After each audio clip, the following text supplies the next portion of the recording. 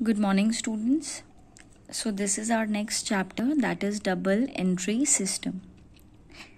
जब मैंने आपको चैप्टर कराया था अकाउंटिंग इक्वेशन, जब मैंने आपको अकाउंटिंग इक्वेशन चैप्टर कराया था तो मैंने उधर वहाँ पे आपको बताया था that there are two kinds of approaches. One is your American approach and another one is your English approach, which is also called traditional approach. Modern approach में मैंने आपको 5 कैटेगरीज में चीज़ों को डिवाइड कराया था, जिसमें मैंने assets, liabilities, capital and expenses, losses, revenue and income बताई थी. और अब ये नेक्स्ट अप्रोच हमारी आई है, that is English approach and traditional approach, जिस पे बेस्ड हमारा ये नेक्स्ट चैप्टर है. ठीक है, तो डबल एंट्री सिस्टम का मतलब, नाम से आप ये मत सोचो कि नहीं आपको 2 बार एंट्री करनी पड़ेगी क्योंकि इसका नाम डबल एंट्री है. ऐसा नहीं है. डबल एंट्री सिस्टम का मतलब ये नहीं होता कि आपको 2 बार एंट्री करनी है, जबकि इसका मतलब होता है कि जब भी आप कोई भी ट्रांजैक्शन को परफॉर्म करते हो तो हमेशा उसके 2 साइड इफेक्ट होते हैं. यानी कि जब भी आपने फॉर एग्जाम्पल कोई भी चीज है या कोई भी ट्रांजैक्शन या इवेंट अकर हुआ है, तो जब भी आप कोई भी ट्रांजैक्शन करोगे हमेशा उसका 2 तरफा इफेक्ट पड़ेगा, एक तरफा और 2 तरफा.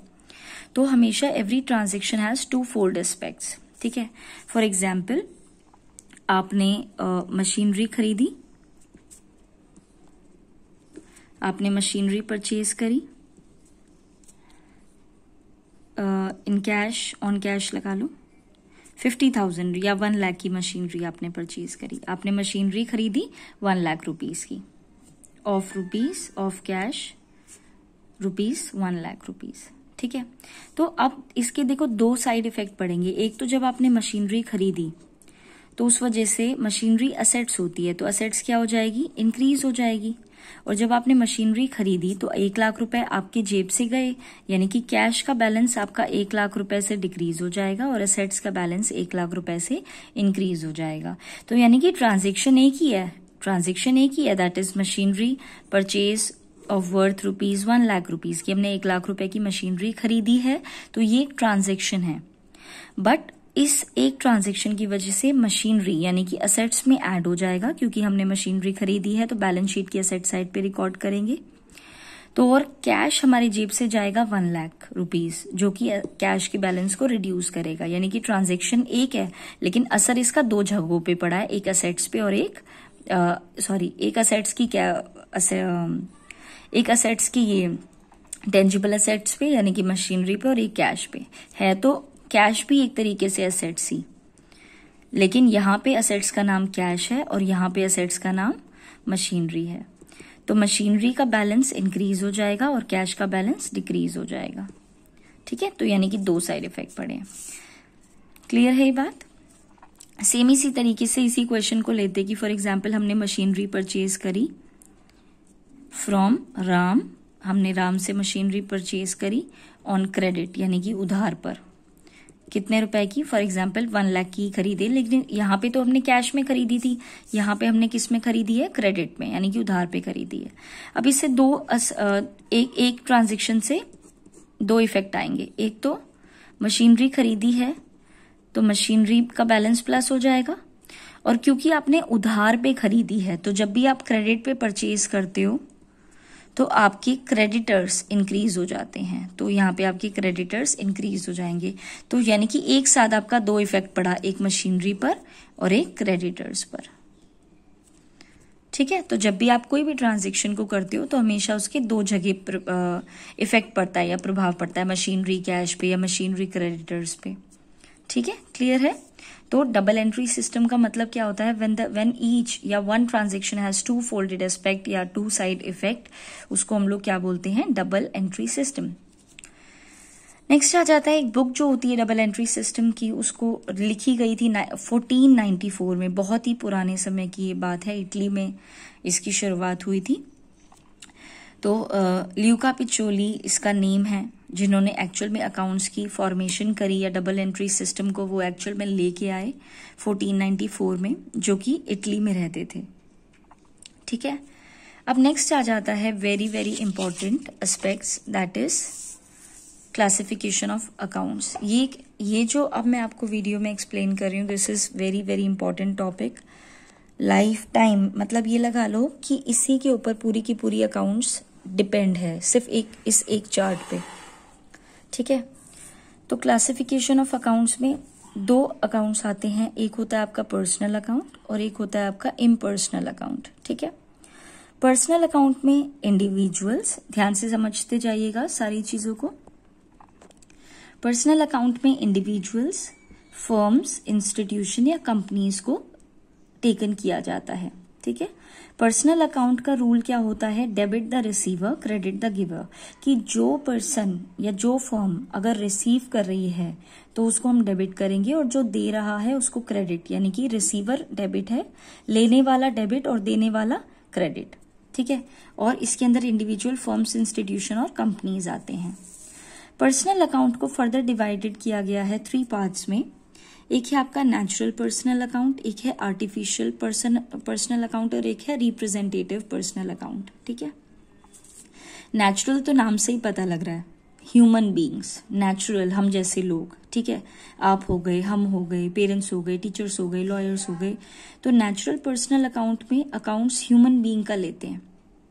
ठीक है, अब ह्यूमन बीइंग्स मतलब जैसे ऊपर अब मैंने आपको लिखवाया ना इंडिविजुअल्स, तो हम लोग यहाँ पे इंडिविजुअल्स का लेते हैं। ठीक है, ह्यूमन बीइंग का अकाउंट, जैसे सोहन का अकाउंट खोल दिया, मोहन का अकाउंट खोल दिया। जैसे अभी मैंने प्रीवियस पेज में भी लिखवाया था, मशीनरी को हमने परचेज किया राम से, तो राम का अकाउंट खुल जाएगा।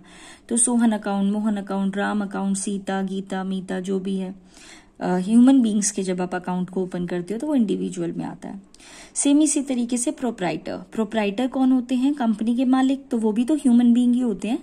ठीक है, तो प्रोप्राइटर ने क्या, मालिक क्या लगाते हैं कंपनी में, बिजनेस में क्या लगाते हैं, पैसा, जिनको हम कैपिटल बोलते हैं। तो प्रोप्राइटर्स कैपिटल अकाउंट इधर ही आएगा। प्रोप्राइटर्स ड्राइंग भी तो करते हैं कभी अपने पर्सनल यूज के लिए, कभी कभी कंपनी से पैसा भी निकलवा लेते हैं, तो प्रोप्राइटर्स ड्राइंग अकाउंट भी नेचुरल पर्सनल अकाउंट में आएगा। क्रेडिटर्स, डेटर्स, है ना, ये सारे नेचुरल पर्सन्स में आएंगे। नेक्स्ट आ जाता है हमारा, that is artificial personal account. इसमें क्या होता है, नाम से ही पता लग रहा है आर्टिफिशियल मतलब ह्यूमन बीइंग नहीं है, उनका फिजिकल एग्जिस्टेंस ह्यूमन बीइंग की तरह नहीं होता। ठीक है, अब जैसे मैंने इंडिविजुअल तो आपको यहाँ नेचुरल में लिखवाया, तो फर्म, इंस्टीट्यूशन और कंपनीज कहाँ पे जाएंगी, जैसे फर्स्ट वाला यहाँ पे नेचुरल में आ गया, बाकी सेकंड, थर्ड, फोर्थ यानी कि फर्म्स, इंस्टीट्यूशन और कंपनीज कहाँ पे आएंगी, आर्टिफिशियल में। ठीक है, फर्म्स, इंस्टीट्यूशन और कंपनीज।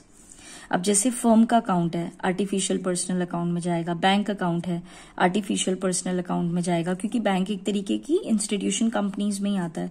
क्लब्स है या कोई भी इंश्योरेंस कंपनी है, फर्म है मतलब फर्म है या कोई भी कंपनी है, इंस्टीट्यूशन है।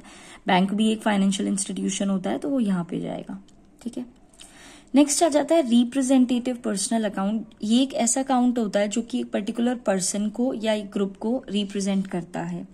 इसके अंदर कौन कौन से आते हैं, इसके अंदर 4 आते हैं, ये आपको लर्न ही करने पड़ेंगे। जो भी मैंने आपको लिखवाया है सारे आपको लर्न करना पड़ेगा। तो रिप्रेजेंटेटिव पर्सनल अकाउंट में देखो क्या क्या चीजें आएंगी। अगर कोई भी ऐसी चीज है जिनके आगे प्रीफिक्स और सबफिक्स लगा हुआ है, प्रीफिक्स मतलब प्री मतलब पहले लगा हुआ है, या सब मतलब बाद में लगा हुआ है, तो प्रीफिक्स या सबफिक्स पहले या बाद में लगा हुआ है। जैसे एक्सपेंसेस के आगे यहाँ पे प्रीपेड लग गया, या एक्सपेंसेस के आगे आउटस्टैंडिंग लग गया, इनकम के आगे अक्रूड लग गया, या फिर अनअर्न्ड इनकम हो गया, है ना, या इनकम रिसीव्ड इन एडवांस है तो वो सबफिक्स लग गया।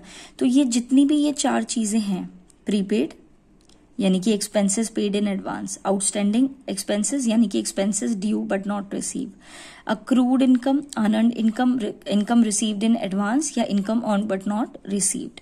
तो ये सारी चीजें रिप्रेजेंटेटिव पर्सनल अकाउंट में आएंगी।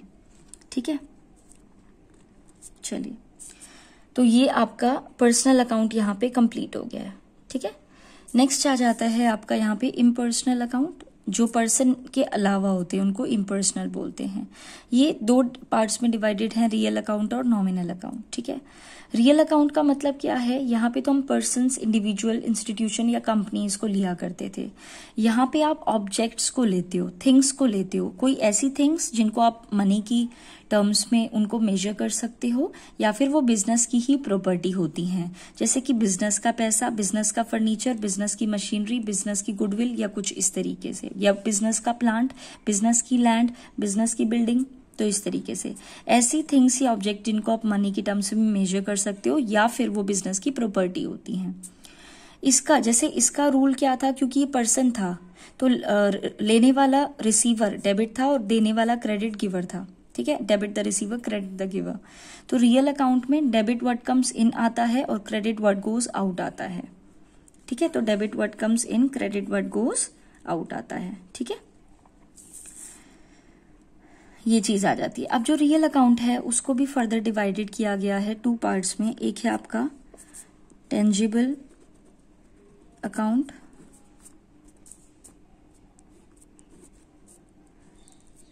और एक है आपका इनटेंजिबल रियल अकाउंट।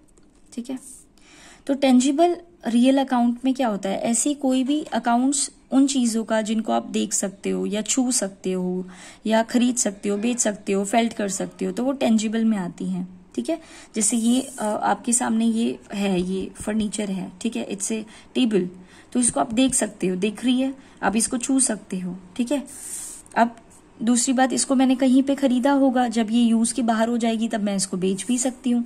तो टेंजिबल मतलब जिनको आप देख सकते हो, छू सकते हो, महसूस कर सकते हो, खरीद सकते हो, बेच सकते हो, वो सारी चीजें आपकी टेंजिबल रियल अकाउंट में आती हैं। जैसे पैसा, आपने हाथ में ले रखा होता है पैसा, तो आप देख सकते हो, उसको छू सकते हो।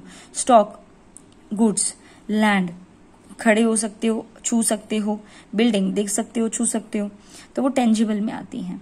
ठीक है, ध्यान में रखिएगा, कैश आपका रियल अकाउंट में आता है और रियल अकाउंट में भी टेंजिबल रियल अकाउंट में। हालांकि जो बैंक है वो आपका आर्टिफिशियल पर्सनल अकाउंट में आता है। ठीक है, चलिए नेक्स्ट आ जाता है रियल अकाउंट का अनदर पार्ट। ये टेंजिबल है तो ये इनटेंजिबल है। ऐसे अकाउंट्स ऑफ विच जिनको हम ना देख सकते हैं, ना छू सकते हैं, बस महसूस कर सकते हैं, तो उसमें 4 आते हैं, जैसे कि गुडविल अकाउंट। गुडविल मतलब रेप्यूटेशन, ट्रेडमार्क, पेटेंट, कॉपीराइट। अभी के लिए आप सिर्फ नाम ध्यान कर लीजिएगा। ठीक है, तो गुडविल, ट्रेडमार्क, पेटेंट, कॉपीराइट ये बाद में फर्दर आ जाएंगे 11th क्लास में जब आप आएंगे तब।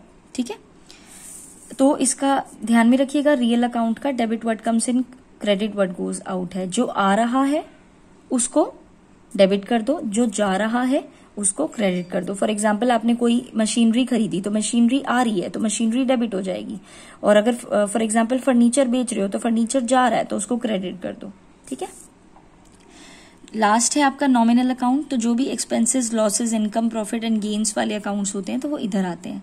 कोई भी, जैसे बेड डेट्स नुकसान है, सैलरी हो गया, रेंट हो गया, कमीशन हो गया, डिस्काउंट अलाउड हो गया। बेड डेट्स अगर आपको नहीं समझ में आ रहा तो इट्स ओके, बाद में आ जाएगा। ठीक है, सैलरी आपको पता ही होगा, रेंट, कमीशन, डिस्काउंट अलाउड ये सब आपको पता ही होते हैं। तो इसका क्या है, अगर कोई भी एक्सपेंसेस या लॉसेस हैं, इसका रूल ये है कि उनको डेबिट करेंगे। कोई भी इनकम, प्रॉफिट या गेन है तो उसको क्रेडिट करेंगे। ठीक है, तो debit all expenses and losses, credit all incomes and gain. ठीक है बच्चे, तो ये आपका नॉमिनल अकाउंट हो गया। ठीक है, फटाफट एक बार क्विक रिवीजन दे देती हूँ। ये इंडिविजुअल, फर्म, इंस्टीट्यूशन या कंपनी से रिलेटेड होते हैं, ये ऑब्जेक्ट्स या प्रॉपर्टी से रिलेटेड होते हैं, और ये खर्चे, लॉसेस, इनकम या प्रॉफिट से रिलेटेड होते हैं। इसका रूल होता है, पर्सनल है तो debit the receiver, credit the giver, life time learn करना पड़ेगा आपको। Real account, debit what comes in, credit what goes out, life time learn करना पड़ेगा। नॉमिनल अकाउंट में debit all expenses and losses, credit all incomes and gain. Personal account के 3 parts हैं, natural, artificial, representative, जिसमें ये जो individual है ये नेचुरल में जाएगा और बाकी के जो 3 हैं ये आर्टिफिशियल में जाएंगे। और जो रिप्रेजेंटेटिव में मैंने बताया ये सिर्फ 4 आएंगे, प्रीपेड, आउटस्टैंडिंग, अक्रूड या अनअर्न्ड, या फिर income received in advance, income on but not received in advance, but not received, sorry, expenses paid in advance, या फिर एक्सपेंसेस ड्यू है आपके तो वो इधर आ जाते हैं। इसके अंदर ये प्रीपेड, आउटस्टैंडिंग, अक्रूड और ये आ जाता है रिप्रेजेंटेटिव में। आर्टिफिशियल में फर्म, इंस्टीट्यूशन या कोई भी कंपनी आ जाती है। फर्म अकाउंट जैसे बैंक एक फाइनेंशियल इंस्टीट्यूशन होता है तो इंस्टीट्यूशन इधर आते हैं। क्लब्स, इंश्योरेंस कंपनी भी एक फाइनेंशियल इंस्टीट्यूशन होती है तो इधर आएगी। सोहन, मोहन, प्रोपराइटर का यानी कि मालिक का कैपिटल अकाउंट, मालिक का proprietors drawing account, debtor, creditor, ये सब इंसान होते हैं। अब जैसे पीछे मैंने आपको बताया कि मशीनरी आप राम से खरीद रहे हो, राम एक क्रेडिटर है तो यहाँ पे इधर आ जाएगा वो नेचुरल पर्सनल अकाउंट में। वैसे ही जैसे पर्सनल अकाउंट के 3 पार्ट्स हैं वैसे ही रियल अकाउंट के 2 पार्ट्स हैं जिनको आप देख सकते हो, छू सकते हो, महसूस कर सकते हो, खरीद सकते हो, बेच सकते हो, टेंजिबल में आएंगे। जिनको आप ना देख सकते हो ना छू सकते हो, सिर्फ महसूस कर सकते हो, इनटेंजिबल में आएंगे।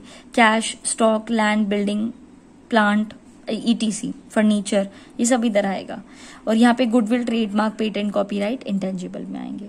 ठीक है, ये पूरा चार्ट आपको लाइफ टाइम लर्न करके रखना है और अभी आप लोग अच्छी तरीके से कर लीजिए। 2-3 बार इसको आप बना करके देखिए।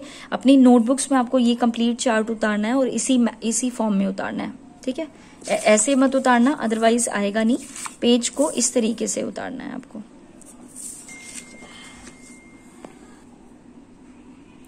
नेक्स्ट एग्जाम्पल है हमारा, लास्ट है बिल्कुल ये। पर्सनल अकाउंट में देखिए इंसान आते हैं जैसे कि आपको पता भी है, या बैंक्स वगैरह। रियल अकाउंट में थिंग्स आती हैं और यहाँ पे एक्सपेंसेस या इनकम या लॉसेस, इस तरीके से चीजें आती हैं। तो यहाँ पे देखिए पेड 20,000 टू हरी, 20,000 हमने पे करे, किसको पे कर दिए, हरी को दे दिए। तो मैंने पर्सनल अकाउंट का रूल बताया था, डेबिट करेंगे किसको, डेबिट द रिसीवर और क्रेडिट द गिवर, यही चीज बताई थी आपको। ठीक है, अब यहाँ पे अगर हम 20,000 दे रहे हैं हरी को, तो हरी को तो पैसे मिल रहे हैं, हमारे जेब से जा रहे हैं, लेकिन हमने किसको पे करे हैं 20,000, हरी को। तो पैसे मिल किसको रहे हैं, हरी को मिल रहे हैं ना, तो हरी तो रिसीवर हुआ। तो हम यहाँ पे हरी को क्या कर देंगे, डेबिट कर देंगे। कर दिया डेबिट टू कैश अकाउंट, यानी कि पैसे जा रहे हैं। अब यहाँ पे आएगा क्रेडिट व्हाट गोज आउट, पैसे कितने जा रहे हैं आपकी जेब से, 20,000, तो 20,000 यहाँ पे लिखेंगे और 20,000 यहाँ पे। इन शॉर्ट हरी को पैसे मिल रहे हैं, रिसीव कर रहा है वो पैसे, तो हरी को डेबिट करेंगे, डीआर से डिनोट होता है। और पैसे जा रहे हैं तो टू कैश कर दिया। अब जैसे मैंने फर्नीचर खरीदा कैश में, तो हम अब देखो अब रियल अकाउंट क्या कहता है, डेबिट व्हाट कम्स इन, जो आ रहा है उसको डेबिट कर दो। और फर्नीचर खरीदेंगे तो आएगा क्या, फर्नीचर ही तो आएगा, तो फर्नीचर को क्या कर देंगे, फर्नीचर अकाउंट को डेबिट कर देंगे। और जा क्या रहा है, फर्नीचर खरीदोगे तो जाएगा क्या, पैसे जाएंगे, तो to cash, credit what goes out, यहाँ पे लिख देते हैं क्रेडिट व्हाट गोज आउट,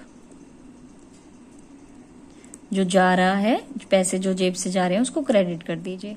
ध्यान में रखिएगा थोड़ा सा गैप होना चाहिए इन दोनों में। जैसे फर्नीचर मैंने यहाँ पे लिखा है, नीचे से थोड़ा सा गैप दे करके, स्पेस दे करके मैंने लिखा है, क्योंकि क्रेडिट वाली चीजों को स्पेस दे करके लिखा जाता है।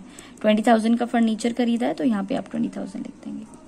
सैलरी पे करिए आपने कैश में, तो सैलरी अगर आप पे कर रहे हो तो खर्चा है, और खर्चे डेबिट क्या करते हैं, एक्सपेंसेस को डेबिट करते हैं, है ना। तो सैलरी खर्चा है, तो सैलरी नॉमिनल अकाउंट के थ्रू डेबिट ऑल एक्सपेंसेस, तो सैलरी को मैंने यहाँ पे डेबिट कर दिया। और जा क्या रहा है, पैसा। जब आप किसी को सैलरी देते हो तो जेब से पैसे जाएंगे, तो 5,000 रुपए इधर आ जाएगा। तो ये इस फॉर्म में लिखा जाता है। ठीक है, आई होप ये आपको क्लियर हो गया होगा। तो डबल एंट्री सिस्टम का मतलब क्या होता है, जब एक ही ट्रांजेक्शन का, कहते हैं ना एक तीर से 2 निशाने, तो एक ट्रांजेक्शन से 2 निशाने लगते हैं, वो 2 अलग अलग चीजों पे हो सकते हैं। ठीक है, कैश मशीनरी या कैश या मशीनरी या क्रेडिटर्स, वो सब आपको मैंने लिखवा दिया है। ठीक है, इसको आप लर्न कर लीजिएगा और इसकी मैं आपको पिक भेजूंगी। ठीक है, वो आपको लिखनी है एज इट इज अपनी नोटबुक्स में और इसी फॉर्मेट में लिखनी है। ठीक है, थैंक यू।